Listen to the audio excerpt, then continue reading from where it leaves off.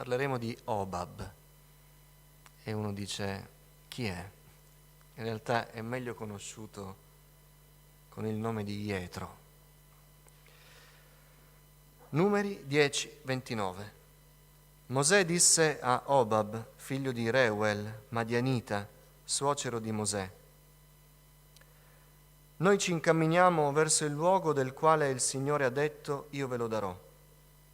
Vieni con noi e ti faremo del bene, perché il Signore ha promesso di fare del bene a Israele.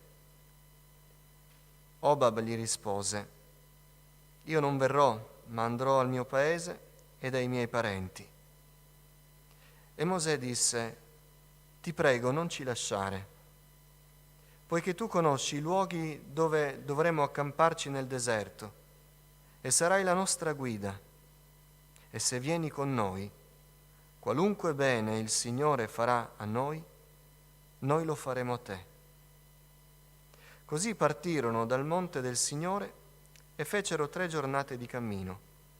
L'arca del patto del Signore andava davanti a loro durante le 3 giornate di cammino, per cercare loro un luogo di riposo, e la nuvola del Signore era su di loro durante il giorno quando spostavano l'accampamento. Fino a qui, accomodatevi. Un'altra storia nel deserto, un altro personaggio del deserto, Jetro, il suocero di Mosè.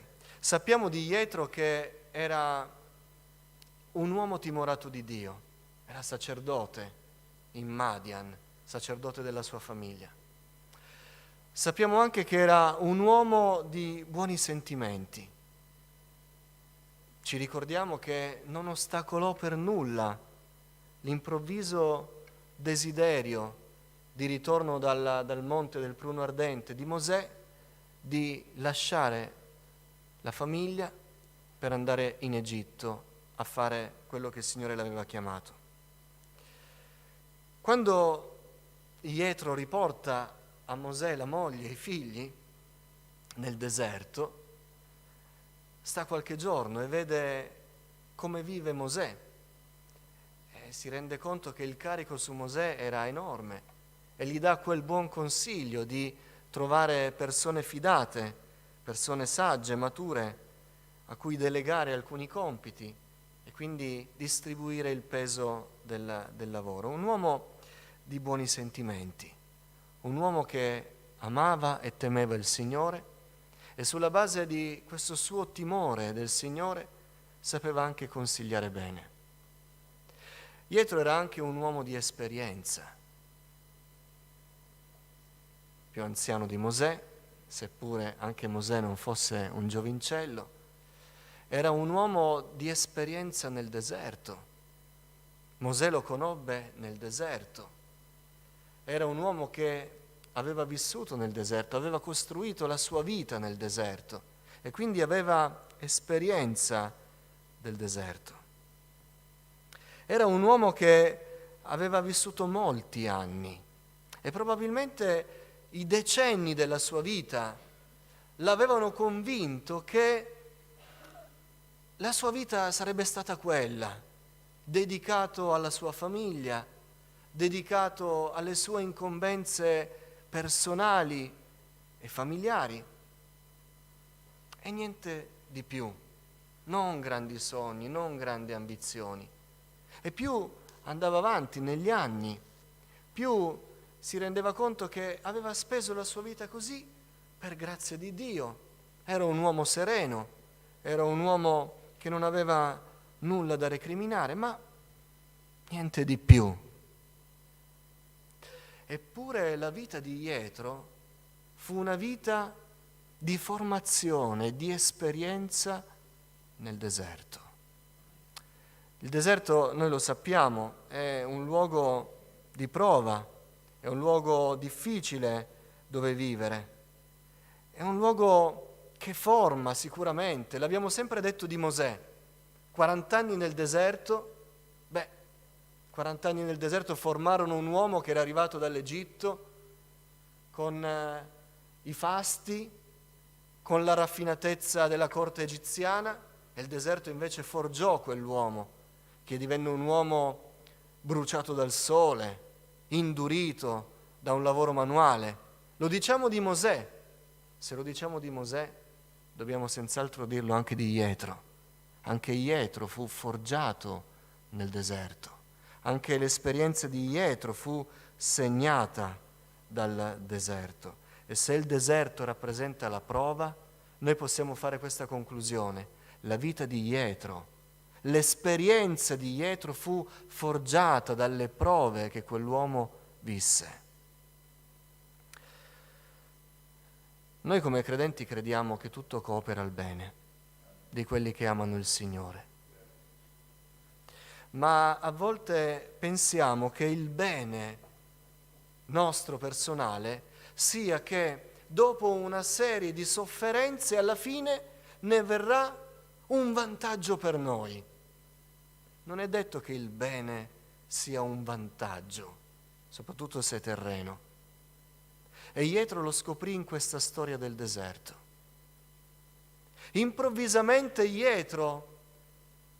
a Jetro fu detto da Mosè, ma sono sicuro che fu il Signore a parlargli. Fu spiegato dopo tanti decenni della sua vita a Jetro il motivo per cui lui fu un uomo del deserto. Le sue prove, la sua esperienza, i suoi sentimenti non dovevano finire nella sua vita, non dovevano finire confinati nella sua famiglia.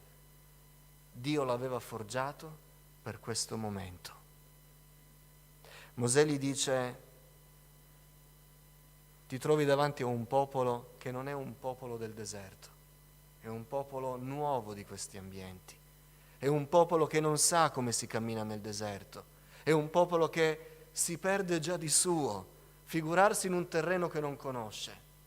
E tu invece sei un uomo che teme Dio e sei un uomo di grande esperienza, sei un uomo che conosce questi territori. Non sei venuto qui a caso, non sei venuto qui soltanto per fare una visita di cortesia familiare. È arrivato il momento che tu sappia che cosa vuole il Signore da te. Se l'abbiamo detto di Mosè, che 80 anni di formazione servirono prima che potesse andare a compiere la missione che gli aveva dato, questa sera lo vogliamo dire anche di Jetro. Forse una missione un po' più piccola di quella di Mosè, ma importante lo stesso. Mosè, la guida del popolo di Israele, stava chiedendo a quel vecchio,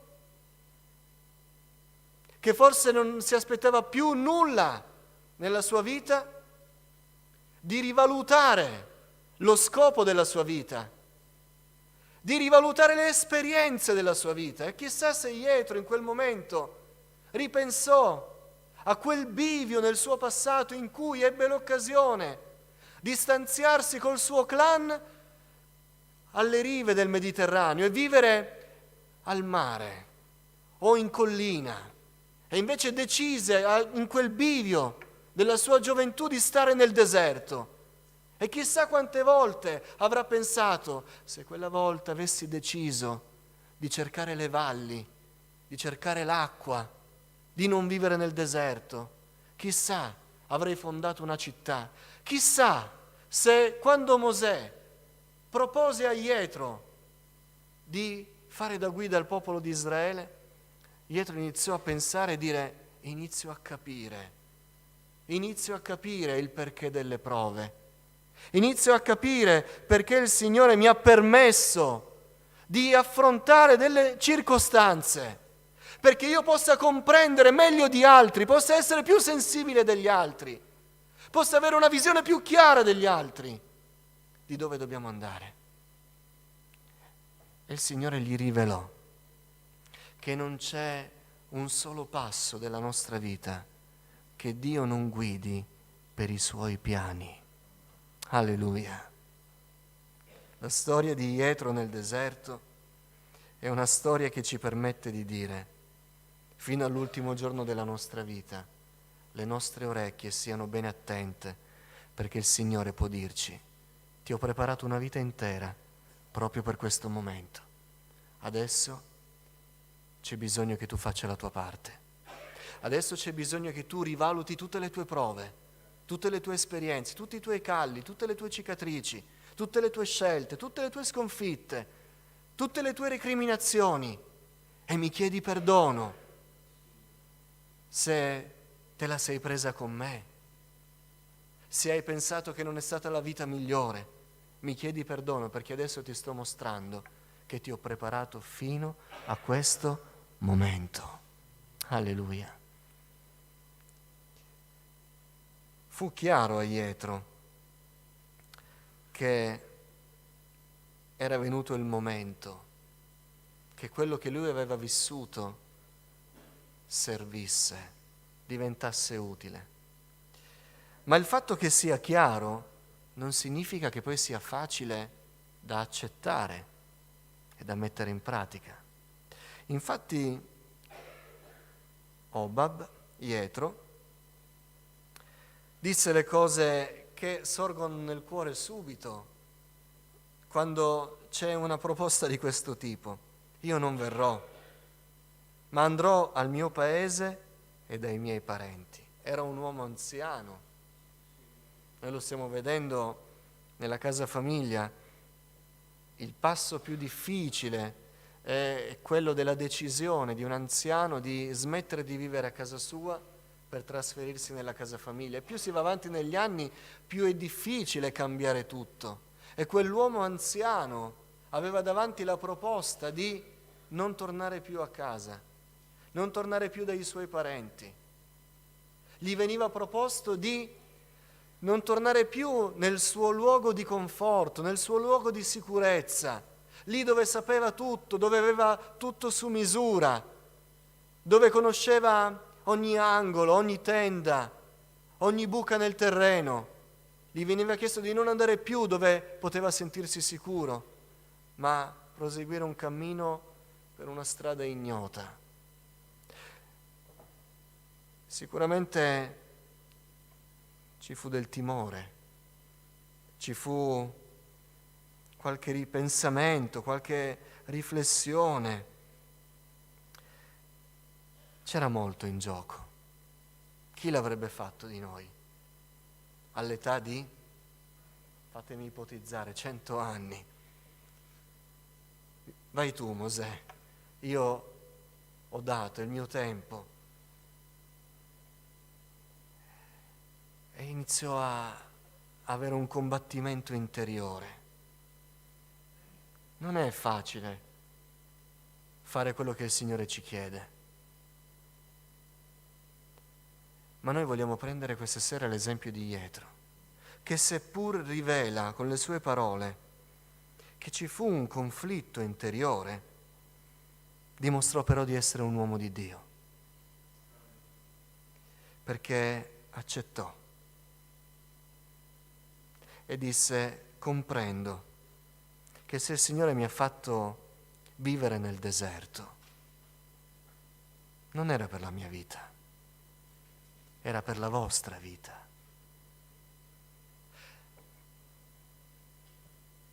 Non è semplice vedere la nostra vita in questa prospettiva, specie quando abbiamo pagato un prezzo alto per essere dove siamo. Non sto parlando di successo, ma lacrime versate per anni di prove, non lo so, sacrifici, umiliazioni. E a un certo punto ci viene detto: non hai vissuto per te stesso, non hai costruito quello che hai adesso perché tu te lo tenga. Non ti ho fatto vivere neanche le sofferenze della prova, perché tu possa dire: ne sono uscito vincitore, alla fine sono sopravvissuto. Ma l'ottica di Dio è diversa. Ti ho forgiato, ti ho plasmato, non per te, ma per gli altri. Non per la tua vita, non per la tua comodità, non per il tuo vantaggio, ma per il bene e il vantaggio degli altri. Non è facile da accettare, non è facile da inquadrare la nostra vita così. Perché noi facciamo scelte personali. Le nostre valutazioni sono sulla bilancia del costo nostro personale. Ma poi viene il Signore e ci dice: ti è parso che era tutto personale, ma io ho sentito tutte le tue preghiere in cui tu mi hai chiesto di servirmi, mi hai chiesto che tu fossi nella mia volontà. Ecco il momento. Ecco il momento. Paolo dice, dal punto in cui siamo arrivati, continuiamo ad andare avanti per la stessa via.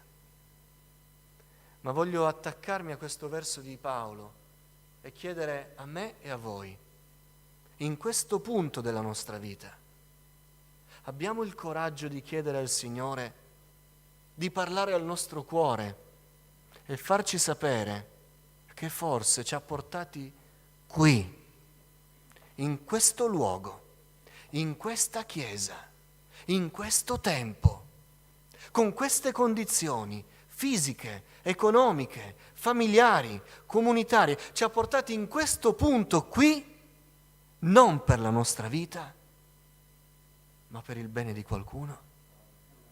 Abbiamo il coraggio di chiederlo al Signore? Perché dico coraggio? Perché il Signore potrebbe dirci: bene, ti sembra di essere arrivato a un punto di serenità? Ti sembra di aver raggiunto quelle sicurezze che non avevi anni fa e adesso le hai? Bene, sappi che non è per te. Adesso inizia il mio piano. Signore, aiutaci ad avere il cuore di Jetro. Concludo dicendo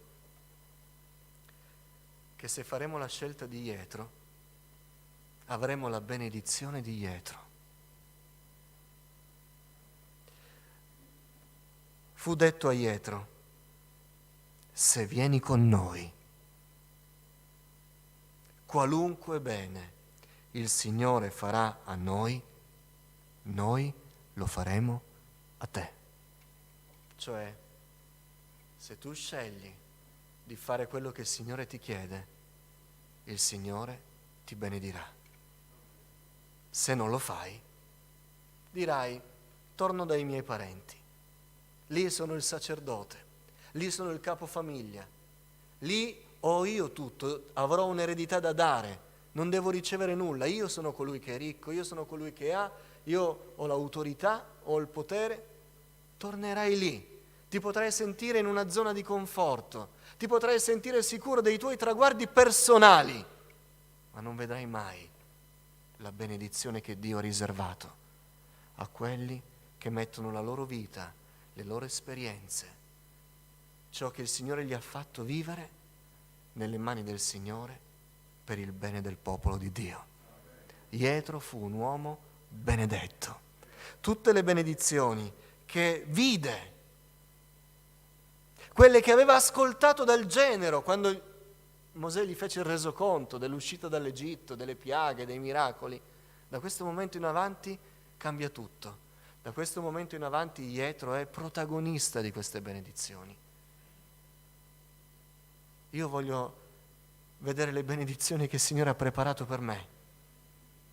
Voglio vedere la gloria del Signore mentre do la mia vita sull'altare e dico: Signore, voglio accettare tutto quello che tu hai permesso nella mia vita e voglio dirti: usalo per la tua gloria.